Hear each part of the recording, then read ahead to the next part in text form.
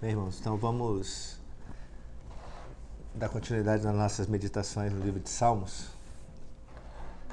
Algumas vezes a gente vai ficar indo para outros textos, né? Semana passada eu fui para o Novo Testamento para falar um pouco de uma passagem de Cristo, especificamente, mas como eu estou meditando ainda em Salmos, a tendência é que eu vou falar com vocês pelo menos mais umas 2 ou 3 vezes em cima de Salmos. Hoje nós vamos falar de Salmos 116 e o 118, tá? Vamos dar uma passada em 2 Coríntios 4 e em Mateus 26, para consubstanciar essa passagem. Mas depois provavelmente Salmo 144, e aí eu não tenho certeza se a gente vai passar por mais um salmo antes de encerrar o livro de Salmos. Do Salmos 116 e 118, eu acho que eu vou começar pelo 116. Vamos ver aqui. Aliás, não. Eu vou começar pela ordem que Deus falou comigo. Ele falou primeiro no 118, depois ele falou volta no 116. Então não vou substituir o Espírito Santo, não. Eu vou aqui conforme aquilo que ele ministrou para mim. No verso 1 ele fala assim: rendei graças ao Senhor porque Ele é bom, porque a sua misericórdia dura para sempre. Diga, pois, Israel, aquilo que a gente gosta muito na igreja, vira para o teu irmão e diga, né? Sim, a sua misericórdia dura para sempre. Diga, pois, a casa de Arão, sim, a sua misericórdia dura para sempre. Digam, pois, os que temem ao Senhor, a sua misericórdia dura para sempre. Os 4 primeiros versos, qual é o tema? A misericórdia de Deus, que dura para sempre. Então, ele começa já salientando, a misericórdia de Deus dura para sempre. Deixa eu te falar uma novidade. A misericórdia de Deus dura para sempre. Olha, você está com dúvida? A misericórdia de Deus dura para sempre. Repitam comigo. A misericórdia de Deus dura. Então, ele está dando bastante ênfase, falando assim, Deus é misericordioso. Misericórdia faz parte do caráter de Deus. Lembra que eu falei algumas semanas atrás qual é a diferença da graça para a misericórdia? Qual é a diferença da graça para a misericórdia? Pierre, eu lembro que decorou. A graça é aquilo que nos é dado sem que a gente mereça, a misericórdia é aquilo que não é dado mesmo que a gente mereça. Exatamente. Vou repetir no microfone para quem está ouvindo a gravação ouvir bem. Graça é favor imerecido. Você não merecia aquilo e você recebeu sem merecer. Misericórdia, você merecia um negócio e aquilo não lhe foi dado a despeito de você merecer. Tem a ver muito, a graça tem a ver muito com a benesse que você recebeu da salvação e você não merecia ser salvo.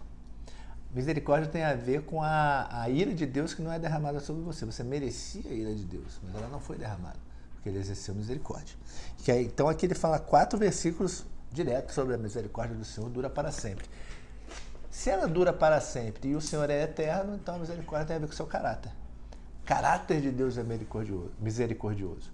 Ele é tardio em irar-se, ele é longânimo, ele dá mais uma chance. O profeta Jeremias fala que se o sol nasceu mais uma vez sobre as nossas cabeças, é porque Deus exerceu de misericórdia para conosco. E essa misericórdia faz com que nós não sejamos consumidos pela ira de Deus hoje. Ou seja, hoje você tem mais uma chance de se apegar à graça. Hoje você tem mais uma chance de receber o Evangelho da Salvação. Hoje você tem mais uma chance de estreitar o teu relacionamento com Deus. Deus é um Deus de hoje. Eu já falei isso aqui em uma outra ocasião, né? Deus não é o Deus de amanhã e nem o Deus de ontem. Ele é o Deus do agora. Ou seja, que demanda de nós atitudes agora. Nunca é tarde, pessoal, para se arrepender. Nunca é tarde para mudar uma postura. Nunca é tarde para renovar os seus pensamentos, renovar os seus sentimentos, mudar a maneira como você enxerga o mundo. E não deixe para amanhã você fazer isso. Assim como você não pode ficar olhando para o passado e, como eu sou ruim, como isso, como aquilo, e assim, não permitindo que o teu passado seja um empecilho no teu relacionamento com Deus. O teu apego ao amanhã eu vou, amanhã eu faço, também é uma outra desculpa que você não deve permitir que a tua carne faça aparecer na tua vida. Né? Bota a tua vida em ordem hoje. Busca um relacionamento com Deus agora, sabendo que o Deus de misericórdia, vai estar ali pronto para exercer de misericórdia para com você. Não é pelo que você fez. Ah, mas como ele vai exercer misericórdia comigo se eu sou tão ruim? Aí o foco que você está dando é o quê? Em você. Ele não consegue exercer misericórdia comigo porque eu sou ruim. Aí você está dizendo que a tua salvação não é pela graça, mas é o quê? Pelos teus méritos. Quando eu for bom, Deus vai exercer misericórdia comigo. Não. Deus, ele é misericordioso. A lição aqui dos 4 primeiros versículos é: Deus é misericordioso. Ponto. Não tem condicional. Ele é misericordioso se você fizer. Não. Ele é misericordioso. Fato. A partir desse fato, eu tenho fé para caminhar em direção a ele. Aí continuando no 5. Em minha tribulação invoquei o Senhor, e o Senhor me ouviu e me deu folga. O Senhor está comigo, não temerei. Que me poderá fazer o homem? O Senhor está comigo, entre os que me ajudam. Por isso verei cumprido o meu desejo nos que me odeiam. Melhor é buscar refúgio no Senhor do que confiar no homem. Ele começa a dar uma ênfase assim, olha, o que eu vou temer se Deus é misericordioso? Deus está comigo por quê? Porque ele é misericordioso. Então, se ele é misericordioso, o que eu tenho que temer? Que mal me pode fazer o homem? Né? Ele fala assim, melhor é buscar refúgio no Senhor do que confiar nos homens. Ao mesmo tempo que ele fala assim, o homem não pode me fazer mal, mas ele também não é meu amparo. Ao mesmo tempo que ele não pode me fazer mal, o pensamento natural é, se ele não pode contra Deus, ele pode vir contra mim por causa de Deus, eu também não vou confiar nele ao invés de confiar em Deus. Ele está colocando o homem à parte e num duplo sentido, falando assim, da mesma maneira que ninguém pode lutar contra Deus e contra a misericórdia de Deus e contra a vontade de Deus, então também não adianta buscar refúgio em alguém que é incapaz diante de Deus. Eu vou sempre me refugiar em Deus, o Deus soberano, o Deus que tem o controle de todas as coisas, aquele cujo destino não escapou, as rédeas do destino não escaparam das suas mãos. Aí, melhor é buscar refúgio no Senhor do que confiar em príncipes. Aí ele fala assim, olha, eu não vou buscar refúgio nos homens, mas no Senhor. Aí ele repete, é melhor buscar refúgio no Senhor, não é qualquer homem, nem em príncipes. Ele fala assim, olha, não é por causa da classe, não importa por mais poderoso que seja a autoridade, o juiz, o delegado, o chefe, o brigadeiro, cara, aqui nessa vida, por mais poderosa que seja a autoridade, o meu refúgio é Deus. Por quê? Porque Deus está acima de todas as coisas. É nele que eu confio, é nele que eu deposito a minha esperança e confiando na sua misericórdia, é através da sua misericórdia que eu creio nas promessas de Deus. Aí todas as nações me cercaram, mas em nome do Senhor as destruí. Cercaram-me de todos os lados, mas em nome do Senhor eu as destruí. Aí ele fala assim, olha, ao mesmo tempo que eu tomo posição para Deus, isso gera inimizade. Então, as pessoas vão me cercar, as pessoas vão vir contra mim, eu vou sofrer consequências do meu relacionamento com Deus. E quando eu sofro essas consequências, eu procuro refúgio em Deus. E eu tomo todas as minhas posturas em nome do Senhor. 1 Coríntios 10, 31 fala, quer comais, quer bebais, fazer tudo para a glória de Deus. Até brincava com o Rodrigo ontem, falando sobre os filhos dele jogando bola, né? Aí eu falei, estavam jogando bola para a glória de Deus, né? Parece estranho falar isso, mas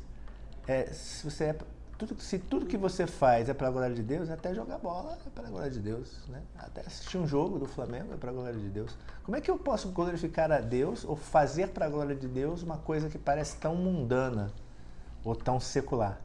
É quando você entende que todas as suas atitudes de lazer, por exemplo, né? Por que você está desfrutando do lazer? Você está desfrutando do lazer porque você entende que a vida é uma dádiva. Dádiva que veio de quem? De Deus. Você só está vivo por causa de Deus, por causa da misericórdia de Deus. Então, quando você vai jogar uma bola, é uma celebração à vida, um exemplo. A questão da comida e da bebida, né? Do 1 Coríntios 10, quer comais, quer bebais, quando você senta para comer, vocês foram no rancho agora, né? Acho que todo mundo estava no rancho aqui, né? Vocês foram no rancho e aí sentaram-se lá para comer. Poxa, quando você senta para comer ali no rancho, você se lembra que tem pessoas que não têm o que comer?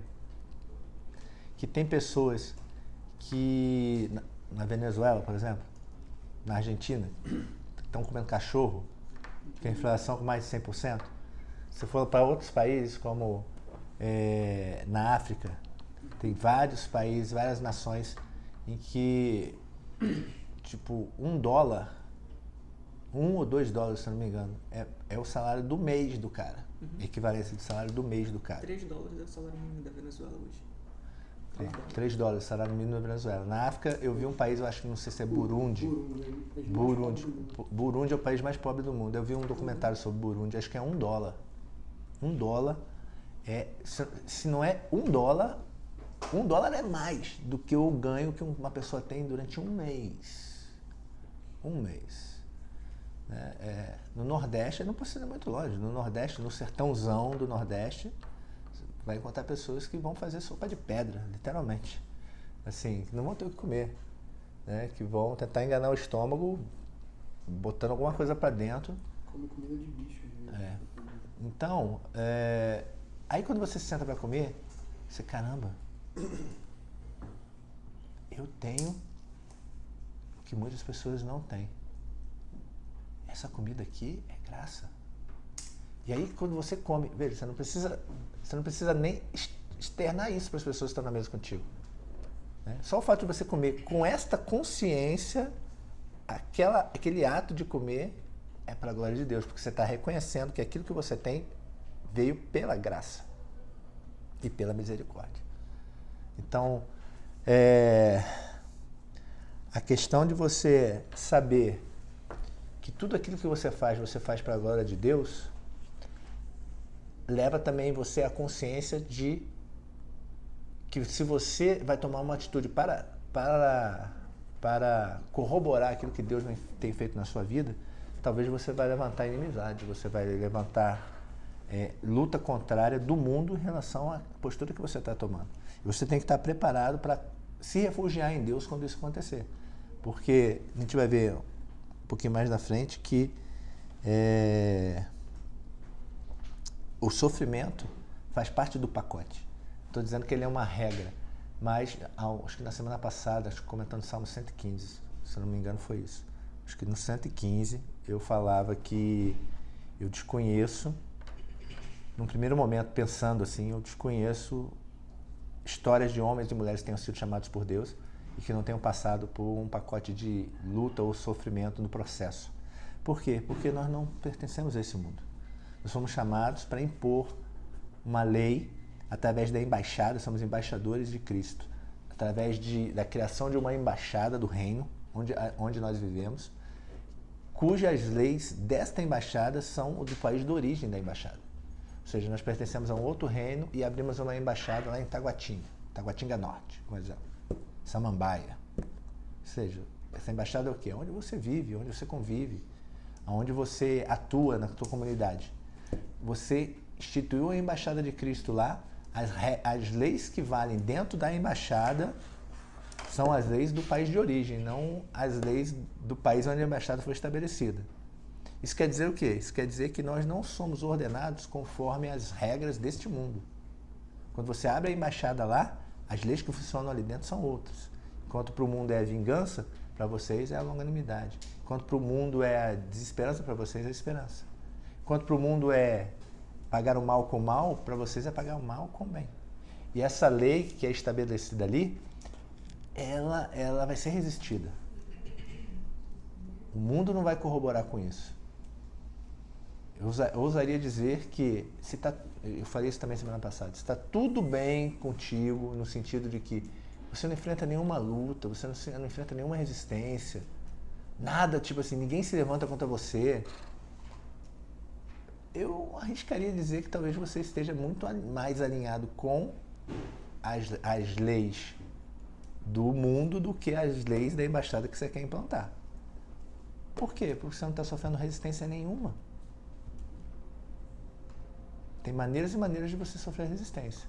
Mas se você tem certeza que você está vivendo segundo as leis do consulado que você está estabelecendo, da embaixada que você está estabelecendo, você vai sofrer resistência. E ele continua. Cadê? Como abelhas me cercaram, porém com fogo e espinhos foram queimados. Em nome do Senhor as destruí. Ah, sim, o nome do Senhor. Aí ele fala assim, ó, em nome do Senhor, ele falou várias vezes, né? Em nome do Senhor eu vou fazer, em nome do Senhor. Em nome do Senhor é isso. Pô, eu tenho um governante que é um rei que ele não está aqui.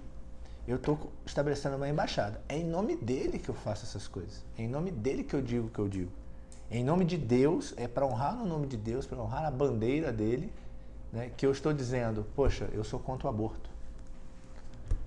Eu sou contra o adultério.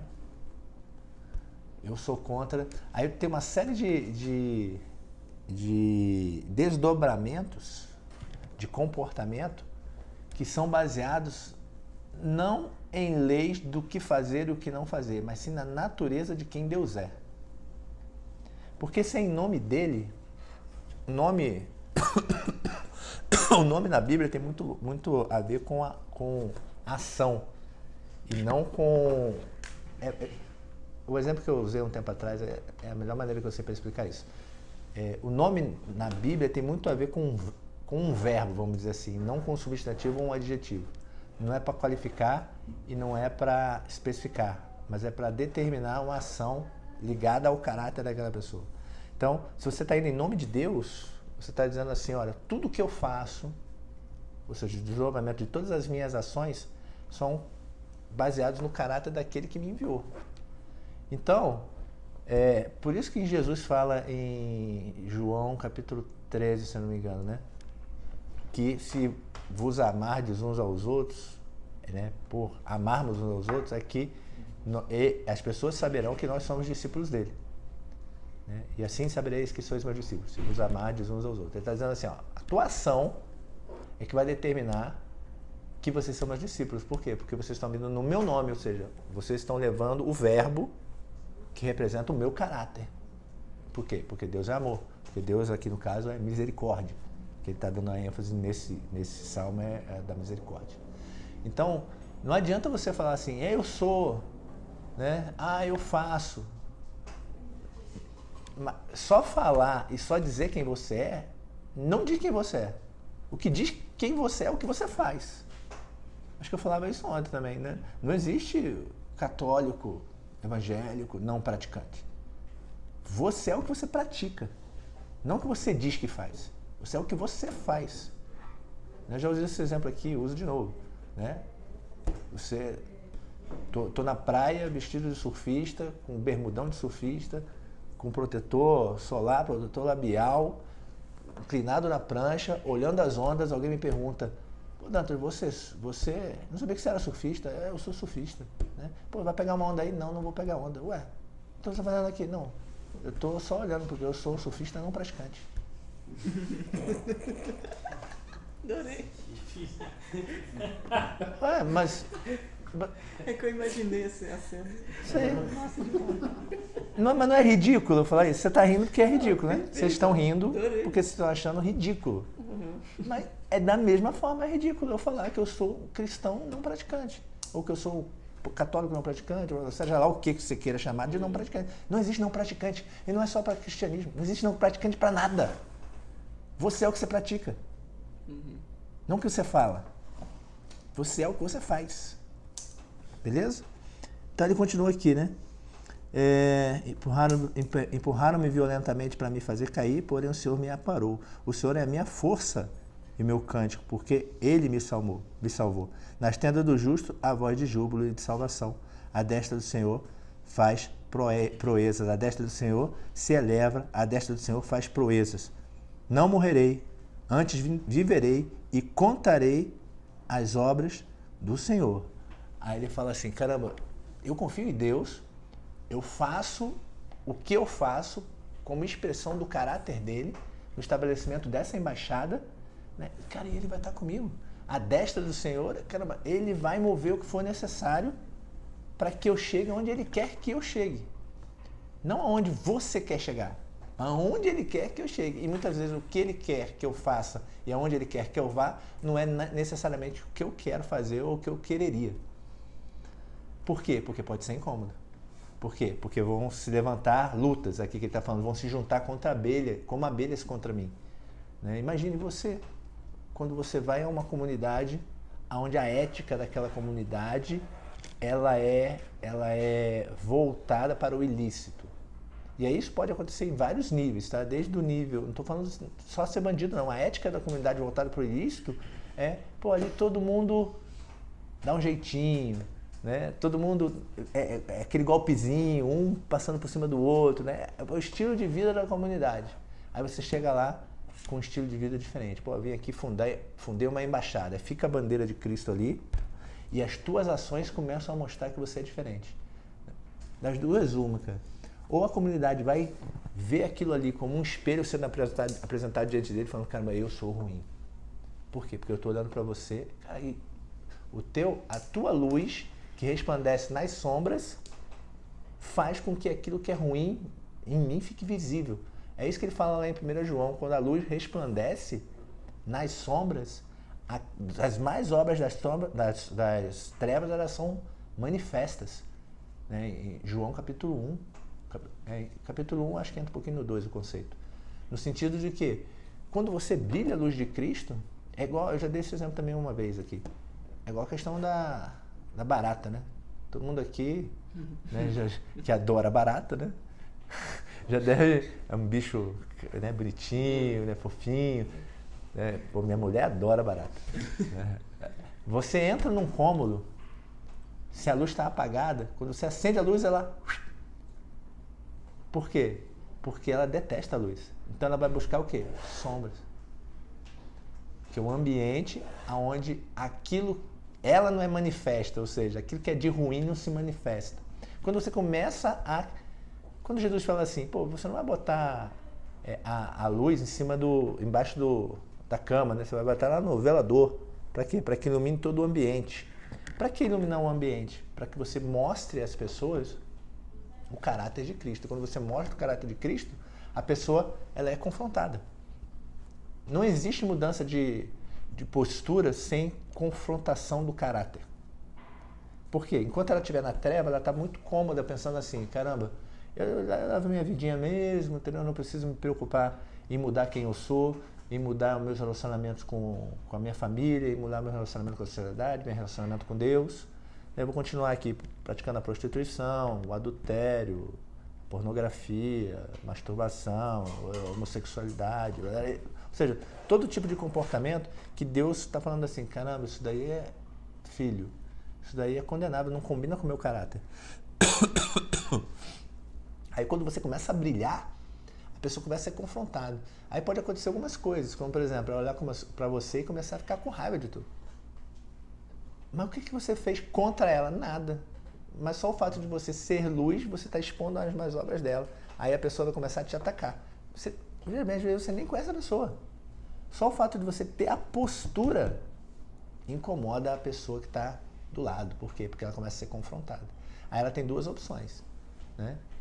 Alguns vão querer atacar, mas talvez consigam, talvez não, como chama de abelhas que está descrito aqui. Mas as duas opções, ou ela muda, ou ela foge para outro lugar de sombras. Mas quando você expõe o caráter de Cristo, não tem como a pessoa sair daquele ambiente sem, no mínimo, se sentir incomodada com a luz que você vai fazer resplandecer naquele lugar. Só que ele fala assim, caramba, mas Deus vai estar comigo nessa empreitada. E eu não vou morrer. Ou seja, nessa trajetória, Deus vai me sustentar para que eu vá até onde Ele quer que Ele vá. E aí ele fala no 18, o Senhor me castigou severamente, mas não me entregou à morte. Cara, aí aqui ele fala assim, caramba, eu que comecei falando no Salmo, né? Misericórdia dura para sempre, misericórdia dura para sempre, misericórdia dura para sempre. A nossa tendência é achar que misericórdia tem a ver com o quê? Caramba, tudo me vai bem daqui em diante. Mas eu estou falando para vocês, não, você vai começar a enfrentar lutas. Você vai começar a enfrentar oposição. E aí ele fala assim, o Senhor me castigou. Deus ele vai permitir que você passe por certas coisas? Ele vai. Por quê? Lá em Hebreus? Hebreus 12. Hebreus 12, se não me engano. Em que ele fala, Deus fala, né, que ele castiga aqueles que ele ama. Por quê? Porque nos trata como filho, porque se ele não nos castigasse, seríamos como os bastardos, né? Ele fala no sentido assim, caramba, nesse processo, por vezes você vai tropeçar, por vezes você vai querer se desviar do caminho. E eu vou vir com vara, né, falando, pô, não encosta aí, menino, não encosta a mão no fogão, por quê? Porque queima. Menino, não fira o dedo da tomada, por quê? Porque você vai tomar um choque. Menino, não pula na piscina, porque você não sabe nadar, você vai morrer afogado. Né? Algumas coisas que parecem ruins, receber um não de Deus, ou receber um castigo de Deus, para o crescimento, para preservar a tua vida, para preservar o teu caráter e para preservar o principal compromisso que Deus tem com você, que é a salvação, muitas vezes na hora da repreensão parece ruim, mas tem um resultado posterior que tem a ver com a vida eterna, a salvação, o estabelecimento da embaixada e a continuação do trabalho que você está fazendo naquela embaixada.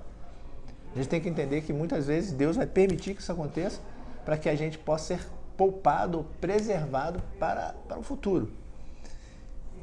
E ele fala aqui, né? Que ele falou assim, ó, Deus me castigou, mas não me entregou à morte. Ou seja, aquilo em que você está sendo disciplinado não é para te afastar de Deus.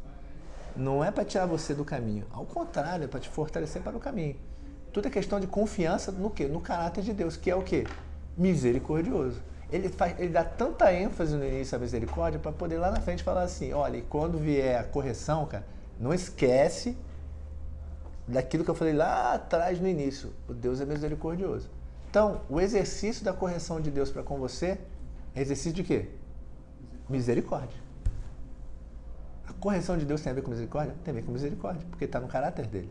Ele não é aquele pai abusivo que quer, digamos, fisicamente abusar de você, mentalmente ou psicologicamente ou emocionalmente abusar de você. Ele não é um pai humano que tem falhas de caráter, que às vezes faz o que faz com espírito sádico. Deus permite ou faz aquilo que ele faz para te corrigir, no sentido que vai aperfeiçoar o teu caráter para gerar Cristo em você. Para que quando você for exercitar o cristianismo, você exercite de forma saudável, transparecendo o caráter de Cristo em você, o caráter de Deus em você. E aí ele fala, esta é a porta do Senhor, por ela entrarão juntos. Não, desculpa, um pouquinho antes. E não me entregou à morte, abre-me as portas da justiça, entrarei por elas e renderei graças ao Senhor. Porque a porta do Senhor, por ele entrarão justos. Aí ele está falando assim, olha, e tudo aquilo que Deus produziu em você, nessa dinâmica da embaixada, do caráter, da misericórdia, da correção, vai te habilitar a entrar pelas portas lá na frente. Por quê? Porque, imagina o seguinte, quem entra por essas portas é Cristo. Então, se Cristo não tiver sido gerado em você, você não entra por essas portas, é isso. Então, verdadeiramente, quando você entra pelas portas do reino dos céus, você faz jus, digamos assim, a herdar o reino dos céus, não é você que faz, é Cristo. Então, para que você entre por essas portas, é como se você fosse numa porta que tem uma impressão digital ou uma leitura da retina para você poder entrar. Se ele lê a sua retina ou a tua impressão digital, você não entra. Quando você der a impressão digital ali, ou a retina tem que ser a retina de Cristo, a impressão digital de Cristo. Ou seja, Cristo tem que ter sido gerado em você para você poder entrar, senão você não entra. E aí ele fala, render-te-ei graças porque me acudiste e foste a minha salvação. A pedra que os construtores rejeitaram, essa veio a ser a principal pedra angular. Isso procede do Senhor e é maravilhoso aos nossos olhos. Cara, como é que você está falando então que tudo isso tem a ver com Cristo? Porque ele fala aqui. Ele fala a pedra que os... Então ele está falando, ó, tudo isso aqui que eu estou falando com vocês antes da dinâmica, da embaixada, da misericórdia, do exercício do caráter de Deus, tá? Tem a ver com o quê? Com a pedra que os construtores rejeitaram. Pedra angular, pessoal, é aquela pedra que ficava no canto da construção, ou no encontro de vigas de sustentação da construção, e ela fica aqui no meio, né, com as vigas de sustentação se apoiando nela. Ou seja, todo o peso estrutural está sobre ela. Se você quebra essa pedra, a estrutura ela fica frágil e ela desaba. Pedra angular, ou seja, ela é aquela que sustenta o peso de toda a construção sobre ela. Então, tem que dar um alinhamento, né? Todo o peso da construção do que é ser igreja, do que é ser reino de Deus, do que é esta dinâmica nossa enquanto filhos de Deus, é baseado em Cristo. Sem Cristo nós não temos nada. Sem Cristo nós não somos, não temos e não faremos nada. Ele é a base para toda a construção daquilo que nós possamos minimamente achar que vale a pena ser vivido aqui nessa terra. Para nós que somos igreja, é fácil entender que ele é a base de tudo. Mas para quem não é igreja, também.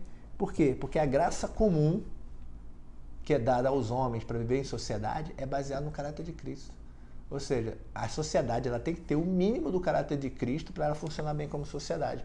Né? De civilidade, respeito ao próximo, ordenação legal, submissão às autoridades. Tudo isso vem da graça comum. Pode não ser o suficiente para a salvação daquelas pessoas da sociedade. Por quê? Porque eles têm que crer na miserabilidade do caráter do homem e a necessidade de salvação e redenção em Cristo. Mas para viver em sociedade, é necessário ter um mínimo de Cristo ali para que aquilo funcione. Porque senão vira uma sociedade sem ordenação jurídica, legal e social que funcione. Todo o nosso direito constitucional, tributário, ele tem origem em preceitos de direito humano constitucional, de direito humanitário, e uma série de ordenações legais que vêm de princípios cristãos, que faz com que a sociedade funcione ordenadamente. Né? Então a pedra angular isso procede do Senhor e é maravilhoso aos nossos olhos, ou seja, e a salvação vem de quem? De Deus. Essa pedra angular vem de quem? Deus. Esse é o dia que o Senhor fez, regozijemo-nos e alegremos-nos nele. E aí ele está falando assim, então, tudo isso preparado de Deus, da parte de Deus para nós. Né? Para quando? Para hoje. Este é o dia. Para contar agora. Né? Então a gente se alegra nele. Quando você acorda de manhã, fala, caramba, Deus é misericordioso e a misericórdia dele dura para sempre. Se renovou durante mais um dia. Então hoje eu vou estabelecer a embaixada de Deus lá na SC2, que é a minha seção. E quando eu estiver vivendo lá, em comunhão com a sociedade representada ali na minha seção, eu vou transparecer o caráter de Cristo. Transparecendo o caráter de Cristo como? Através das minhas ações. Por quê? Porque eu não sou não praticante. Eu sou praticante e tudo aquilo que eu fizer eu vou fazer para a glória de Deus. Confiando o quê? Que Ele vai estar à minha destra, vão haver lutas, resistência da parte daqueles que estão ao meu redor, porque eu estou sendo luz, resplandecendo nas sombras, mas Ele vai estar comigo. Por quê? Porque Ele é a pedra angular. Cara, que eu fiz um resumo de 40 segundos de tudo que eu falei, mas é basicamente isso. Entendeu? Vou ver se consigo falar rapidinho aqui, uns minutinhos no 116. Vamos lá no 116.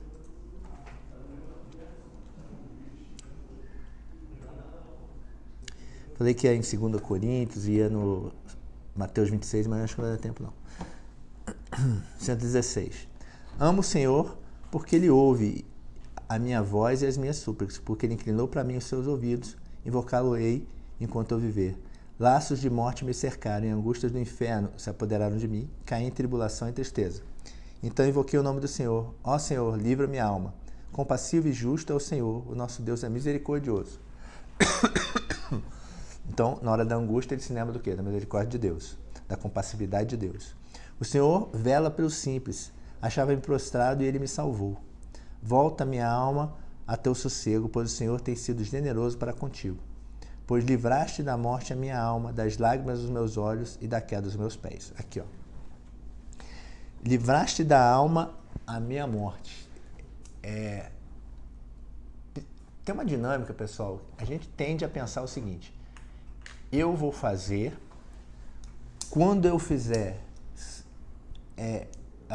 o resultado que eu vou colher no meio onde eu estou vão fazer com que eu mude a minha postura em relação a Deus. É uma dinâmica de autoaperfeiçoamento. Né? Então, eu faço uma coisa, isso muda as minhas ações e eu colho o resultado delas e aí, aos poucos, isso vai mudando quem eu sou. né? Aquele sentido de, caramba, com o tempo eu vou me aperfeiçoar em ser um cristão melhor. Mas nas Escrituras, em outra ocasião talvez eu mostre isso no Novo Testamento, mas as Escrituras mostram o contrário. A dinâmica é o contrário. Não é você toma a ação, você age, colhe o resultado da ação e isso muda quem você é. Não. Primeiro você entende quem você é, isso te leva a mudar a tua postura e isso vai mudar as tuas ações cotidianas. Então, o segredo das Escrituras para você, digamos assim, se aperfeiçoar e desenvolver a tua salvação, não é você praticar coisas que você acha que Deus quer que você pratique, mas você mudar o teu entendimento de quem você é. Mudar o teu entendimento de por que você foi chamado, quem Deus é, quem era você antes, quem é você agora e quem Cristo é. E aí você entendendo que você é filho e para que você foi chamado, isso muda a tua postura de como você se relaciona com o ambiente. Isso te leva a ações que aí você pode chamar de ações misericordiosas ou mais justas ou fruto do Espírito, que são fruto do Espírito, não obras da carne. É basicamente o que ele fala aqui, né? Ele fala, o Senhor veio, pois o Senhor ter sido generoso para comigo, pois livraste-me da morte a minha alma, ou seja, ele me fez filho, né? Das lágrimas os meus olhos, isso muda o meu entendimento, né? Por que você não chora? Por que você não se enfraquece com o sofrimento, com a perseguição, né? Porque você mudou o teu entendimento de quem você é, de quem Deus é e qual é a tua missão aqui nessa terra. E aí ele livra da queda os seus pés. Aí isso se reflete nas ações do dia a dia, da maneira como você caminha. Percebe que a dinâmica é o contrário, né? Aí andarei na presença do Senhor na terra dos viventes. Aí ele fala assim, depois que Deus fizer isso, depois que Deus me der certeza da minha identidade, mudar o meu entendimento, e isso se refletir nas minhas ações, aí eu vou conseguir caminhar com Deus. Ou seja, aí aquele teu esforço de fazer a dinâmica funcionar ao contrário, né? Não, vou mudar as minhas ações para depois isso mudar o meu entendimento, para depois isso reforçar em mim a minha identidade. Que aí eu vou andar com Deus. Não, mas ele está falando que é o contrário. Não, cara, não é pelo esforço teu de fazer ou não fazer coisa. Checklist religioso, né? Faço, não faço. Não, mas eu não assisto Netflix, eu não assisto televisão, eu uso calça comprida, eu não raspo o cabelo, eu quero tudo isso aí, esforço religioso, vamos. Você não mudou a tua identidade, o teu entendimento de quem você é em Deus e daquilo que Deus pode fazer por você. E aí ele fala assim, eu cria, ainda que dissesse, estive sobre maus aflito. Eu disse na minha perturbação, todo homem é mentiroso. Que darei ao Senhor por todos os seus benefícios para comigo. Tomarei o cálice da salvação e invocarei o nome do Senhor. Cumprirei os meus votos ao Senhor na presença de todo o povo. Preciosa é aos olhos do Senhor a morte dos seus santos. Senhor, deveras sou teu servo, filho da tua serva. Ele fala aqui assim, ó, na minha perturbação, eu falei, todo homem é mentiroso. Lá no Salmo 118, ele fala assim, ao mesmo tempo que eu não posso confiar no homem, tenho que me refugiar em Deus, né, eu não vou crer que os homens que vão se levantar contra mim, eles vão ser suficientes para suplantar o Deus poderoso que anda ao meu lado. E quando ele fala aqui no 116, né, na minha aflição, na minha perturbação, eu falei, todo homem é mentiroso. Que está dizendo assim, olha, da mesma maneira que você não confia no homem e confia plenamente em Deus, isso não quer dizer que você não pode ter relacionamento com os homens. Porque ele fala assim, na minha aflição, eu comecei a generalizar, falando assim, caramba, eu não posso ter a irmandade com ninguém. A gente não foi chamado para isso, a gente foi chamado para andarmos juntos como igreja. Confiarmos, exortarmos, consolarmos, edificarmos uns aos outros como igreja. Então, cuidado com o generalismo. E aí ele fala assim, ok, base em tudo isso, o que eu vou dar ao Senhor, né? Aí ele fala assim, poxa, eu tomarei o cálice da salvação e invocarei o nome do Senhor. E a partir disso, cumprirei os meus votos. Eu vou ter que encerrar aqui. Ele fala assim, eu tomarei o cálice da salvação como resultado disso. E qual é o cálice da salvação? É o que está lá em Mateus 26, que eu falei que ia ler. Né? É quando Jesus fala assim, Deus, passa de mim esse cálice. É o que está em Apocalipse, capítulo 14, 16 e 18. Ele fala que está reservado aos ímpios ou aos injustos dessa terra o cálice da ira de Deus. Então, quando você toma o cálice da salvação, você está dizendo assim, caramba, aquela ira que era reservado para mim e que foi sorvida por Cristo, né, eu vou compartilhar com Ele isso. Por quê? Porque eu sei que Ele morreu por mim, mas eu estou disposto a morrer por Ele se isso for necessário. Tem uma passagem que os discípulos, conversando com Cristo, né, Cristo fala que o cálice que Ele tem a sorver, né, ele o sorveria, e os discípulos falam, não, mas a gente também está contigo nisso. Aí ele fala, não, realmente vocês também vão tomar deste cálice. Ele está dizendo o seguinte, olha, assim como eu morri, fui perseguido para ser embaixador do reino de Deus nessa terra, vocês também o serão. Em João ele fala isso, né? Pô, se perseguiram a mim, não vão perseguir a você. Se a luta veio para mim, não vai vir para vocês. Mas confiem em quem? Em Deus, que é misericordioso e nos chamou para sermos a diferença aqui nessa terra. Amém? Teria mais a falar, mas acho que isso aqui já é suficiente, tá bom? Fiquem com Deus.